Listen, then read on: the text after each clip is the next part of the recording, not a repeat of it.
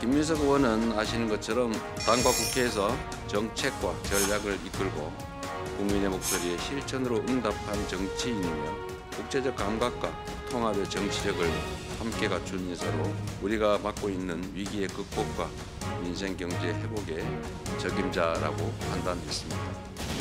대통령의 국정에 대한 가이드라인 하에서 저는 내각을 통괄하는 총참모장의 역할을 할 것입니다.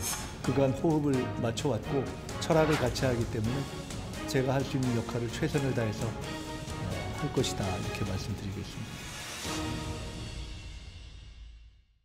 네, 오대영 라이브의 간판 코너 단도직입을 시작하겠습니다. 오늘 초대 손님은 이재명 정부 탄생의 상징 같은 분입니다. 동시에 닷새 뒤에 국무총리 후보자 인사청문회를 앞두고 있는 분입니다.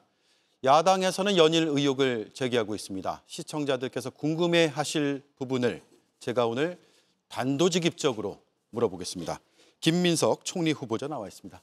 어서 오세요. 안녕하세요. 예, 대선 다음 날 인터뷰를 요청을 드렸었는데 대선 다음 날 후보자가 되셔서 원래는 뵙지 못했습니다. 생각 못했기 때문에 예, 해야 되겠다, 대선에 대한 설명도 좀 드려야 되겠다, 이렇게 약속을 했었잖아요. 예, 근데 갑자기 지명을 받는 바람에 그러고 나면은 그 직후에 이렇게 한 방송에 나와서 말씀드리는 것이 좀 부담스럽고 그래서 예. 그때 갑자기 취소했는데 죄송했습니다. 아닙니다. 예.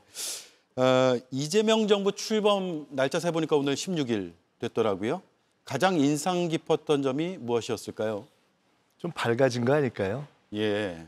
그러니까 아무래도 국민들의 마음이 조금 펴지셨고 당장 시장, 증시 같은 데 표가 나지 않습니까? 네, 주가가 많이 올랐죠. 예. 물론 이제 저는 조금 반대편에서 역으로 걱정하는 게 있습니다. 착시 현상. 그러니까 경제가 생각보다 굉장히 구조적으로 어려운데 이게 정권 바뀌니까 금방 다 좋아지는 거 아니야? 라고 혹시 생각되지 않을까라는 것이 걱정될 만큼 증시가 좋아지고 있어서 오히려 그 점이 조금 걱정이긴 하지만 예. 전체적으로 그래, 우리가 다시 마음 먹으면 풀어질 수 있지 하는 그런 좀 밝음이 우리 사회에 깃들기 시작한 거 아닌가. 예. 코스피 5천까지 갈 수 있을까요? 가야죠. 예. 첫 정상 외교 일정 마무리해서 새벽에 이제 귀국했습니다. 성과를 꼽는다면요? 눈이 녹기 시작한 거 아닌가. 이번에 정상들을 만난 것을 아이스 브레이킹 이렇게 표현하기도 하지 않습니까? 그리고 사실은 따지고 보면은 대통령만 계시지 전 정부의 인사들이기 때문에 총리도 없고 장관도 없고 대통령실만, 그것도 다 채워지지 않은 상태로 존재하는 굉장히 불 아직 확실하게 시작한 상황인데 예. 그럼에도 불구하고 워낙 트럼프 대통령을 만나고 하는 것이 중요하기 때문에 간 거 아닙니까? 근데 트럼프 대통령이 급한 사정이 생겨서 못 만났지만 기본적인 어떤 관계 형성은 된 것이고 트럼프 대통령 입장에서의 어떻게 보면은 빚이 생긴 것이고 그다음에 세계 정상들을 다 만나셨는데 일종의 저는 바라보면서 자신감이 우리 국민에게도 또 대통령에게도 생기지 않았을까. 예. 그래 하는 마음이 생겼을 것 같고 세계가 한국을 바라보는 마음도 한국이 돌아왔구나 하는 그런 느낌이 들어서 네. 저는 이제 눈이 놓았다, 이렇게 생각합니다. 민주주의 회복과 우리 한국의 이제 복원력 이런 것에 대해서도 세계에서 주목했을 것 같아요. 7월 달에 저희가 잘 아직 모르는데 큰 행사가 또 있습니다. 서울에서 세계 정치학회가 있거든요. 예. 그게 굉장히 큰 행사고 우리가 김영삼 대통령 때 처음 한 번 있었는데 이번에 전 세계의 정치학계와 정치학자들이 모인 상태에서 아마 이재명 대통령께서 축사를 하게 될 겁니다. 네. 저는 그때 세계가 바라보고 궁금해하고 있는 K민주주의에 대한 중요한 어떤 화두와 담론이 대통령을 통해서 전 세계로 발신되고 타전될 것이다. 그래서 그 고민을 아마 벌써 하고 계신 것으로 제가 짐작하고 있고 그렇게 이미 한국은 전 세계에서 민주주의를 선도하는 국가로 네. 됐다. 그러니까 이재명 대통령이 잘해서 그런 것일 수도 있지만은 대한민국의 국력이 받쳐주고 있는 것이고 대한민국 국민이 받쳐주고 있는 것이어서 대한민국 대통령 모두가 다시 이제 강하게 뛸 수 있는 그런 여건이 만들어진 것이라고 생각합니다. 네. 이재명 정부 초대 국무총리 후보자입니다. 총참모장 역할을 하겠다. 그동안 다른 정부들 보면 총리가 많은 역할을 하지 못한다라는 인식도 있었던 경우가 있는데 총리는 어떤 역할을 해야 된다고 보세요? 저도 사실 총리를 하게 될 줄 몰라서 예. 이번에 좀 깊이 생각을 해봤습니다. 근데 헌법과 법률에 정해져 있는 것이 첫째겠죠. 대통령의 명을 받아서 행정각부를 통할한다. 예. 대통령의 명을 받는다는 것은 대통령의 철학. 근데 대통령 개인이라기보다는 국민이 대통령에게 위임한 명이기 때문에 시대의 요구와 대통령의 명을 받는다는 큰 가이드라인 위에서 행정부를 통할하고 조율하는 그 일이 있는 거죠. 그것이 헌법과 법률에 규정되어 있는 것이고 제가 예. 총참모장이라는 말씀을 드리는 것은 우리나라는 대통령제 국가이기 때문에 명확하게 정치의 중심, 국정의 중심은 대통령입니다. 저는 원래 개헌 문제가 나올 때도 이른바 책임 총리제 이런 것에 대해서 좀 그렇게 긍정적으로 보지 않습니다. 대통령의 권한이 중심입니다. 그런데 대통령의 명을 받으면서 그러나 참모 중에서는 일을 하는 사람 중에서는 총리가 제일 또 중심적인 예. 역할을 해야 되는 거 아니겠습니까? 그런 의미에서 참모장이라는 것은 대통령이 탑이라는 것을 명확하게 하면서 또 참모들 사이에서 조율 기능을 한다라는 것을 드러내는 말씀이고요. 세 번째로 현실적으로는 저는 대통령님하고 뭐 연배나 또는 학번이라는 것이 같지만은 지난 3년 동안 가장 가깝게 당에서 대표 시절에 정책위 의장, 총선 상황실장, 수석 최고위원으로서 일을 쭉 하면서 예. 철학의 결을 같이 하고 시대 정신을 같이 토론하고 합을 맞춰왔고 일하는 스타일과 어떤 경험을 쌓아와서 비교적 이렇게 콩하면 척하는 정도의 알아서 할 거라고 또 반드시 말씀드릴 걸 드리는 그런 훈련은 된 것 같습니다. 네. 다행히.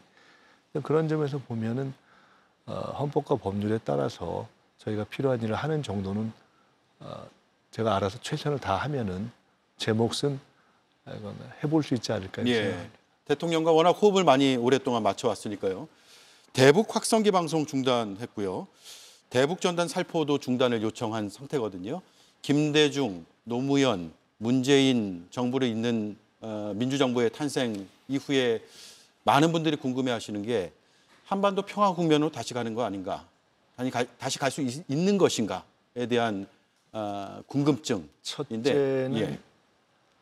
어느 정부건 상관없이 절대적으로 한반도는 평화 국면으로 가야죠. 예. 둘째는 민주정부가 아니라도 평화를 만드는 것은 대한민국 대통령의 헌법적 의무죠. 네. 그것을 못 해온 것이 문제이기 때문에 그걸 해야 하는 것이고 다만 최근까지는 큰 거창한 미래를 이야기하기 전에 전쟁을 하는 상대방 사이에서조차 있었던 한 라인이 없었던 상황 아닙니까? 당장 문제가 생기면 도대체 이게 진짜인지 아닌지 정도 의도가 어떤지 정도는 알아야 더 이상 사고가 안 나는 것인데 예. 지금은 그것조차 없는 상황이어서 적어도 최근의 진전을 보면 가령 대북 전단을 절제하고 대북 방송을 절제해서 저쪽에서도 더 이상 자극을 안 하니까 당장 강화도에 계신 주민들이 좀 살만해졌잖아요. 예. 그러니까 적어도 더 자극하는 정도는 막는 최소한의 출발은 할 수 있는 것 아닌가 이렇게 생각합니다. 네, 지난해 10월이었나요? 국회 국방위에 접경 지역 주민들 와서 무릎 꿇고 또 눈물 네, 흘리면서 제발 좀 멈추게 해달라 이렇게 읍소했던 그 장면도 기억이 나네요. 자, 그리고 16일 월요일입니다. 경제 민생 부처보고 받았습니다. 야당의 수석 정확하게는 제가 보고를 받았다기보다는 정식 지명 그러니까 취임한 후보자 이전의 후보자 상태여서 예. 청문회에서 여러 가지 질문에 답하기 위한 학습을 한 것입니다. 예. 그렇지만 그러면 어떻게 부처들이 운영돼 왔는지 좀 경청 알 필요가 있고 예. 그러나 동시에 더구나 대통령께서 출국하셨던 상황이기 때문에 저는 사실 제 개인으로서는 공직사회 전체가 현재의 어려움을 인지하고 자발적인 긴장을 하는 것이 필요하겠다라는 메시지를 전하고 싶기도 했습니다. 예. 경청이라고 제가 네. 정정을 하겠습니다. 표현은. 야당 수석 최고위원의 신분으로서 바라봤던 정부와는 좀 달랐을 것 같아요. 정치를 하면서 갖는 국가에 대한 생각은 본질적으로 동일합니다. 다만 지금 제가 공직자들을 만나면서 더 느끼고 몇 차례 기회가 있을 때마다 제가 말씀드리는데 네. 결국은 다시 뛰어야 되는데 국가가 다시 뛰는 핵심은 공직자들이 다시 뛰는 것이고 공무원들이 다시 뛰게 하기 위해서는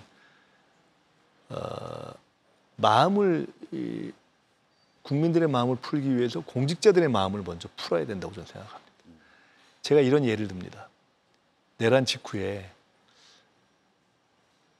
군사 반란이 일어났지만 그거를 실제화하지 않는 과정에서는 소극적인 이행이 다 합쳐서 그야말로 선을 이룬 거거든요. 그러면 소극적으로 한 사람들도 상을 줘야 할 정도다라고 예. 하는 문제 제기를 제일 먼저 한 것이 이재명 대통령입니다. 대표 시절에.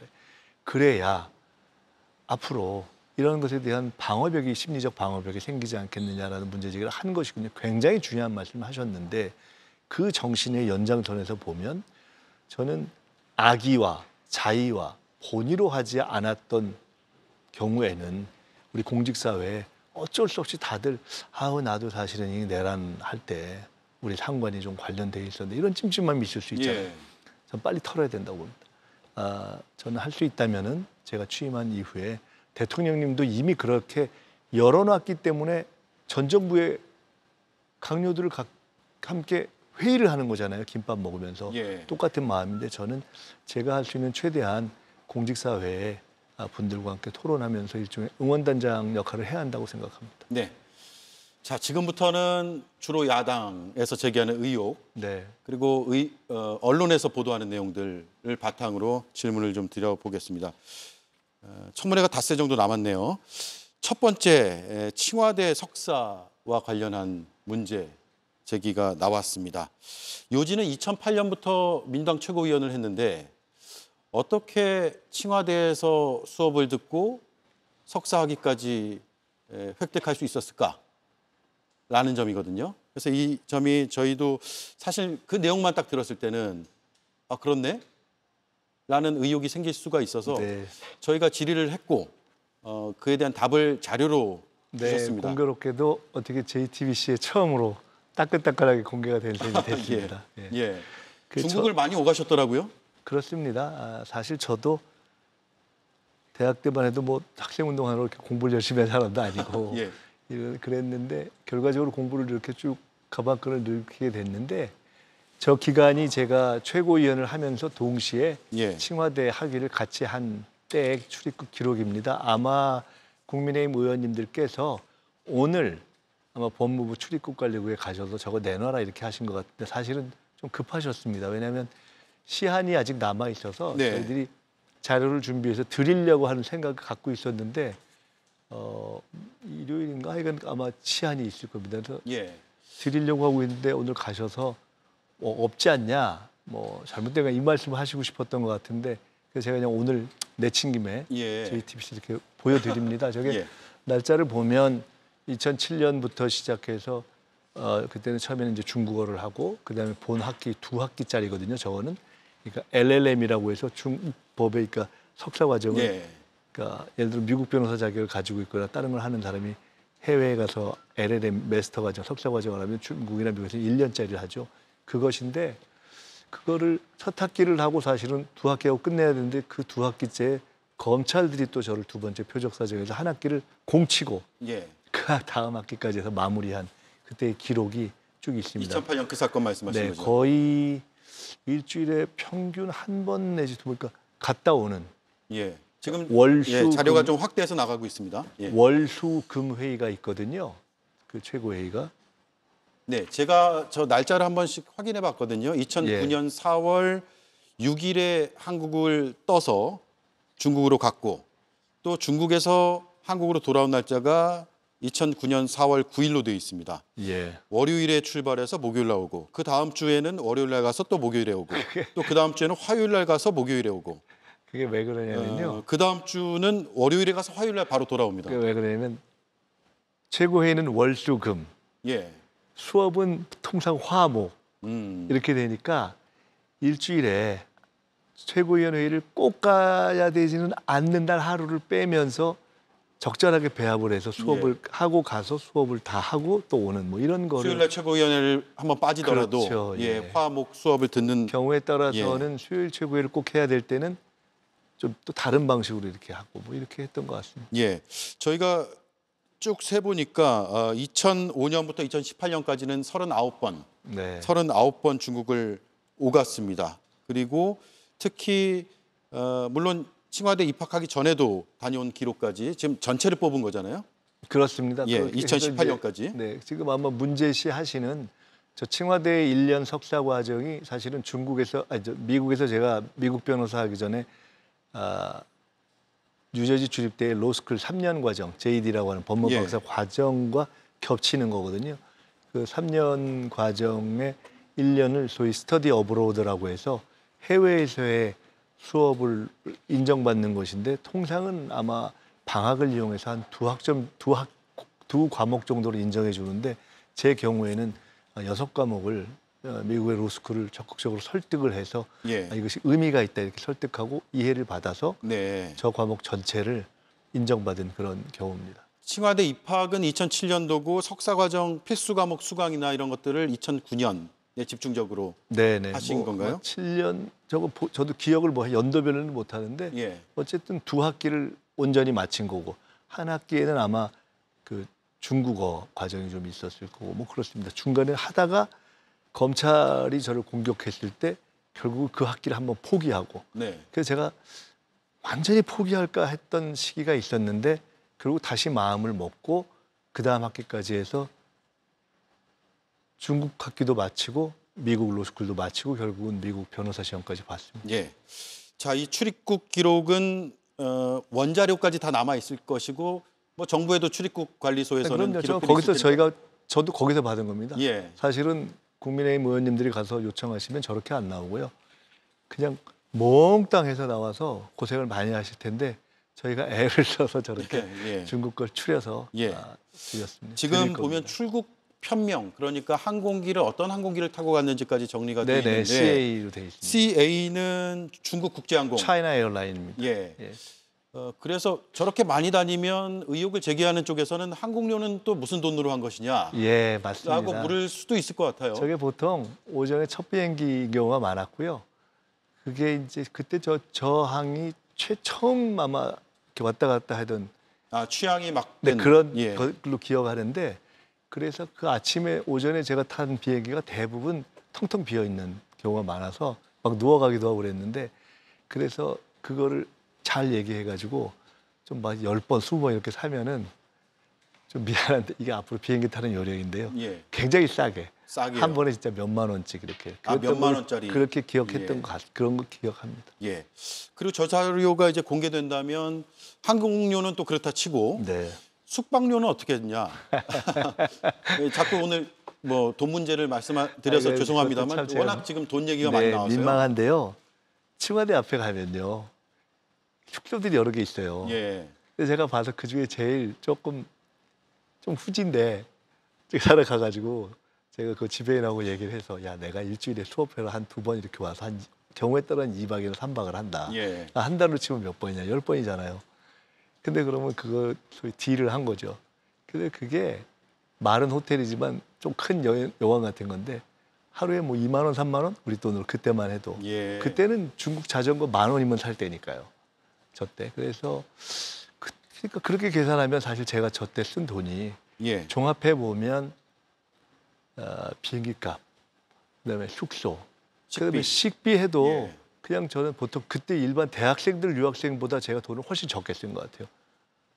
그 보통 대학생들이 묵는 집보다 적은 싼 데서 살았고 싼 점심을 먹었기 때문에 종합해 보면 제가 잘했다고 생각한 것이 미국에서 저 1년을 보냈었다면 썼을 비용의 2분의 1, 3분의 1 정도 쓴 것 같습니다. 그렇게 하고 학위를 마칠 수 있었어요.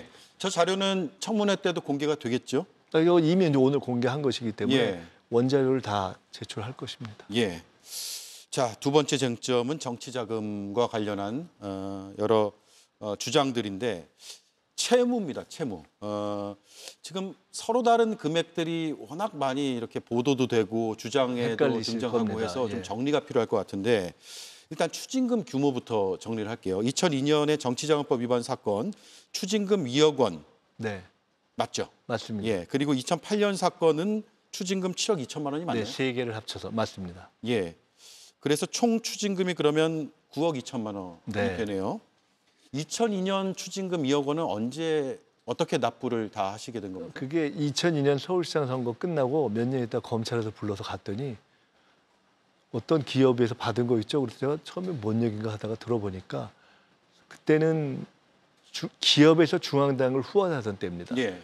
그리고 서울시장 선거 같이 큰 선거에는 중앙당에서 후보를 지원하던 때입니다. 지금하고는 법이 다르죠. 네. 그래서 그때 당에서 저를 지원하기 위해서 기업에 요청해서 가져온 거고 예. 저는 그런가 했고 당연히 당에서 영수증을 만들 걸로 생각하고 있었던 그 겁니다. 그런데 그때 대선자금 노무현 대통령님 대선자금 수사를 하고 있었던 때에 검찰이 해당 대기업의 회장을 불러서 김민석이 거를 불어라. 안 그러면 안 내보내준다 하니까 그분이 이 사람이 자기가 달라고 한 것도 아닌데 이렇게 해서 생긴 사건인데 저는 이번에 그래서 그 대기업의 회장을 증인으로 불렀으면 좋겠다고 사실 당에 요청을 했었습니다. 예. 왜냐하면 도대체 누가 이걸 달라고 했냐. 내가 달라고 한 적이 있냐 하는 얘기를 묻고 싶더라고요.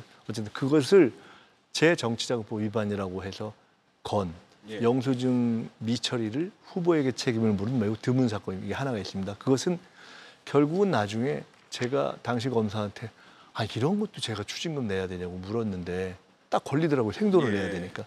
내야 된다 그래서 결국은 나중에 전세금을 털어서 냈습니다. 예. 전세금으로 대체로 가지고 마련하셨- 해야지 뭐 예. 어떻게 방법이 없지 않습니까? 예. 그 책에도 쓰여 있더라고. 제가 책도 인터뷰한다고 다 봤는데 예. 주로 정치자금 그 2002년 사건에서는 네. 전세금 일부와 주변에 도움을 보태서 추징금 네, 2억 원을 네, 납부했다. 맞습니다. 예. 납부한 완납한 시점이 언제죠? 그게 뭐 갑자기 살고 있는 집을 정지할 수는 없지 않습니까? 예. 그러니까 아마 그때 제가 미국 로스쿨에 유학 가는 시점에 집을 정리해서 미국 오길 준비를 할 때 아마 그 중에 일부를 해서 완납했을 겁니다. 아마 2002년 건데 제가 2005년 이후 사건 때문에 정치 규제도 한 3년 됐는데 예. 그때 사면 복권 안 되고 끝까지 산 거의 유일한 케이스거든요. 그렇게 해서 미국 가는 시점에 아마 완납한 거 아닌가 싶습니다. 예. 그리고 2008년에 추징금 7억 2천만 원의 완납은 언제 이뤄진 거죠? 그거는 액수가 커서 예. 그것도 아주 황당한 케이스 3개를 묶어가지고 해서 액수도 9억 정도가 넘었는데 총 추징 완납은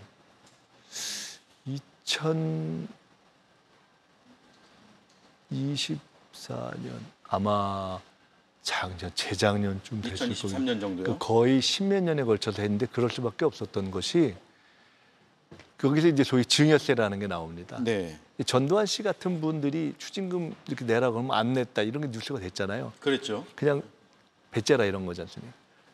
근데 그런 사람들을 때문에 아마 했다고 생각되는데 중가산 증여세라는 걸 도입한 겁니다. 추징금을 매길 어떤 문제가 되는 돈에다가 추징금을 매기고 보통 이것이 한번 벌을 주는 건데 이중 처벌로 증여세를 또 부과한 겁니다. 제때 안 내면요. 아니 추징금 제때 내고 안 내고를 떠나서 추징금도 내게 하고 예. 동일한 건도 증여세도 내게 한 겁니다. 예. 근데 그 증여세가 그냥이 아니고 중과산이라고 해서 매달 3%에서 1, 2%가 붙는 거예요. 예. 그래서 처음에 그 추징금 가령 9억을 갚아야 되는데 그거 말고 거기에다가 세금을 1억 2천인가를 내게 된 건데 이 1억 2천이 제가 최종적으로 얼마를 냈냐 그 해당하는 것만 2억 1천만 원을 냈습니다. 예. 그 자료도 페이스북에 그건 올리셨죠? 이미 올렸죠. 왜냐하면 예. 좀 띄워주시죠. 보면서 이렇게 얘기하겠습니다. 저렇게 해서 네, 이거죠. 네, 저거고 이제 더 자세한 저거 아마 저거 최종적으로 2억 천을 낸 것이고 저것도 아마 디테일이 있을 텐데요. 네. 매달 해서 가령 제가 대학 강의를 하든 뭘 하든 해서 예. 200만 원을 냈다, 300만 원을 냈다 하면 예를 들어서 이런 겁니다. 1,000만 원이 있어요. 500만 원을 냈어요. 500만 원 줄었잖아요. 휴 하는데 그 다음 날에 이게 700만 원, 다음 달에 700만 원이 돼 증여세 있는 거예요. 때문에 중과산. 중과상이 되니까 그 또 300만 원을 내면 그 다음 달에 또 800만 원이 돼 있는 거예요. 예. 그래서 1억 2천으로 시작한 게 저 7월 며칠쯤에 보면은 네. 1억 7천까지 올라가서 음. 제가 감당을 못하는 상황이 됩니다. 예. 그래서 저것은 첫째, 추징이 아니라 저 벌금, 저 증여세를 먼저 해결해야 된다. 둘째, 증여세를 일거에 해결하지 않으면은 반을 내도 또 올라가니까 유일한 방법은 한 방에 털어야 되는데 그게 1억 4천 정도가 됐을 때 그 누구한테 제가 그때의 신용으로 은행에서 대출해 주는 것도 네. 아니고 누구한테 1억 4천을 받을 수도 없잖아요. 그 유일한 방법으로 저의 오랜 지인들한테 1,000만 원씩만 빌려줘라. 예. 다차용증 쓰고 이자 갚고 5년 내에 갚겠다. 정 안 되면 조금 더 미뤄서라도 갚겠다. 이렇게 해서 진짜 눈물겨운 돈 1,000만 원씩을 모아서 예. 한 거고 그렇기 때문에 영수증도 당연히 똑같은 거고요. 이자율도 똑같이 계산한 거고 그렇게 시작한 거고 이자 계속 내다가 마무리를 한 거죠. 예. 증여세 완납된 시점이 2018년 4월. 증여세는 돼 그쯤 있고요. 될 겁니다. 예. 예. 그게 결국은 안 되니까 돈을 빌려서 예. 갚고 채무 조정을 한 거죠. 그것을 사채 그 개인의 채무로 만들어서 그걸 갚아간 거죠. 예. 그리고 나서부터는 사실은 순서를 그다음에 뭘로 바꿨느냐. 우선 증여세를 내고 그다음에는 자 증여세가 있고 추징금이 있고 개인 채무가 참 창피하네 이런 얘기 하니까 근데 예. 있는데 증여세를 갚고 그다음에는 추징을 갚아야죠. 그리고 예. 마지막으로는 그래도 지인들의 개인 채무를 갚은 겁니다. 네. 자, 그리고 그러면 증여세 완납이 2018년 4월로 나오는데 자료를 보면 중간에 2018년 4월 4일, 5일, 또 5일 이렇게 해서 1,000만 원 단위로 계속 이렇게 납부가 되더라고요. 이게 그 1,000만 원을 14명한테 빌려서 그게 아마 갚은 그날 일단 그날이 납부- 아니라 예. 아마 처음에 이렇게 하다가 도저히 안 돼서 예. 한꺼번에 빌려서 상당액은 아마 하루에 다 이렇게 계좌로 받아서 갚았을 거예요. 예, 날짜가 4월 5일에 쭉 1,000만 원씩 들어간 걸로 나오고 한, 둘, 셋, 넷, 다섯, 여섯 건이요. 그렇게 여섯 건이 다 했는데도 마지막에 4천만 원이 안 돼서 예, 결국 어쩔 수 없이 그때는 한 사람한테 4천만 원을 빌렸습니다. 예. 자, 그리고 그러면 지금 개인 채무는 다 1억 4천만 원은 그래서 완납했고요? 사실 저게요. 추징금을 한 9억에 대한 거를 제가 정말 천신만고를 다 갚았습니다. 예. 근데 마지막 남은 게 저 1억 4천의 사적 채무인데 그래서 이제 그걸 갚아야 되겠죠 생각하고 있던 참이었고 그래서 그것도 오래 끌 수가 없어서 이번에는 역으로 이제 제가 신용이 좀 생겼잖아요. 그래서 신용대출이 가능한 상황이 예. 돼서 농협대출을 받아서 그걸 싹 갚아버렸습니다. 예. 그럼 이제 저는 농협대출만 갚으면 됩니다. 예. 농협대출은 총리 후보자 되신 뒤에 하시게 된 건가요? 어떻습니까? 후보자 된지 그 전인지 모르겠는데 왜냐면은 가장 최근 가장 이거네요? 최근입니다. 그걸 예. 왜냐면은 이제 이거 추징금 다 갚고 이걸 해야 되겠 정리해야 되겠다고 생각하고 있었던 참이어서 예. 예. 그러면 금융기관의 대출만 갚으면 되는 상황. 네. 예. 돈 얘기를 자꾸 드려서 뭐 죄송스럽습니다만. 아 이런 얘기 예. 안 했으면 좋겠어요. 예. 다만 청문회에서 쟁점이 꽤 될 네. 거라고 예상되기 때문에 뭐 저도 여쭤보시면은 예. 제가 아예 좀 그만 좀 봐달라고 그러고 싶어요. 예. 자, 그리고 국민의힘 주진우 의원이 최근 5년간의 소득은 5억 정도고 그런데 지출액은 13억 정도다. 네. 8억 원의 차익이 발생하는데 번 돈에 비해서 쓴 돈이 많다. 이 8억은 무슨 돈이냐? 이렇게 의혹을 또 제기했거든요. 반박하신다면요? 우리 주진 의원님이 저런 거 계산을 참 잘하시나 봐요. 예. 근데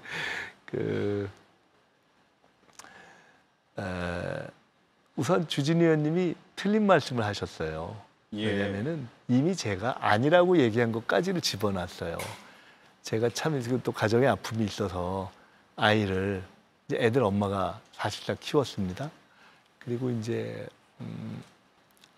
그 사이에 이제 학교에 쭉 성장하고 하는 과정을 돌봤는데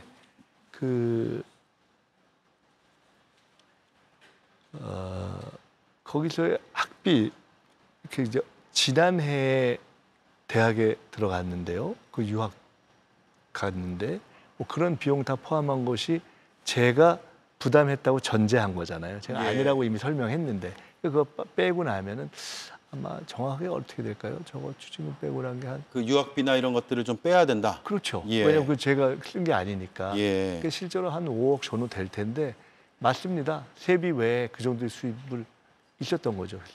근데 그게 제가 그 사이에 재혼하면서 결혼 축의금도 있었고 예. 또 장인어른 들어서 조의금도 있었고 또 출판기념회를 해서 그것도 한 2번 했고 해서 통상적으로 저의 연배 정도의 그런 애사가 있거나 경사가 있거나 또는 저 정도 되는 국회의원이 출판기념회를 했을 때 통상적인 수준 정도로 생각하시면 되는 정도의 액수가 세비 외 소득으로 있었던 겁니다. 몇 년 네. 동안. 그건 뭐 다른 중진 의원들도 그 정도의 수입은 들어온다는 중진이 아니라 그냥 초선이라도 예. 뭐 사단마다 다르겠죠. 뭐 조사가 뭐 애사가 있거나 조의금이나 축의금. 그래서 지금 사실은 그런 거고 자료 안 된다고 자꾸 그러시는데 자료를 원래 내야 될 날짜가 아직 마감이 안 됐습니다. 네. 그래서 그거를 혹시라도 계산해서 저희도 기억 안 되는 것까지 다 해야 되잖아요. 뭐 1원이라도 틀리면 또 혼날까 봐 그 우리 직원들이 애써서 다 지금 확인해서 다 근거까지 정리하고 있고 그렇게 해서 보니까 대략 맞더라고요. 네. 그래서 그거는 우리 주진우 의원님이라든가 야당 의원님들 너무 걱정 안 하셔도 네. 저희가 다 있는 그대로 설명을 지금까지도 드렸고 드릴 것이다 이렇게 네. 말씀드립니다. 경조사 비용 또는 출판기념회에서의 수익 등등이면 그렇습니다. 소명이 충분히 가능하다. 예. 예. 자, 야당에서 계속 문제 제기하고 야당인 시절에는 또 하셨잖아요, 그죠? 아, 그럼요. 예. 다만 야당이라고 없는 거를 만들어내지는 않잖아요. 네. 그렇기 때문에 문제 제기를 하시는 열성이라든가 의욕 이런 거는 뭐 당연히 야당으로서 할 수 있는 범위지만 그럼요. 그렇게 하실 예. 수 있는데 적어도 제가 아니라고 했으면은 그 얘기가 맞는 말인가 아닌가는 좀 짚어보시고 말씀해 주셨으면 좋겠고 예. 그리고 좀 의외의 상황이 있어도 자료를 제시하면 그건 또 확인해 보시면 좋겠고 그렇습니다. 네. 자, 청문회를 거쳐서 취임하게 된다면 의혹을 많이 제기한 야당과도 협치를 해야 되는데 어떤 구상이세요? 많이 들으려고요.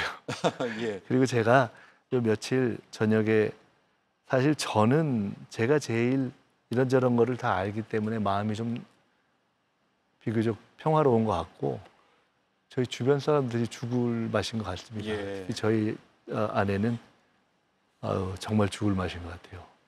그런데 이제 어제도 걸으면서 그런 얘기를 했는데 제가 미안하죠. 일단 주변 사람들한테 너무 미안하고 그 1,000만 원씩 꿔준 것 때문에 막 이름이 오르내리는 사람들한테도 너무 미안하고 집사람한테도 너무 미안하고 애들한테도 너무 미안하고 그런데 제가 일단 첫째는 제 마음속에서 분심을 좀 내려놔야 되겠다 생각했습니다.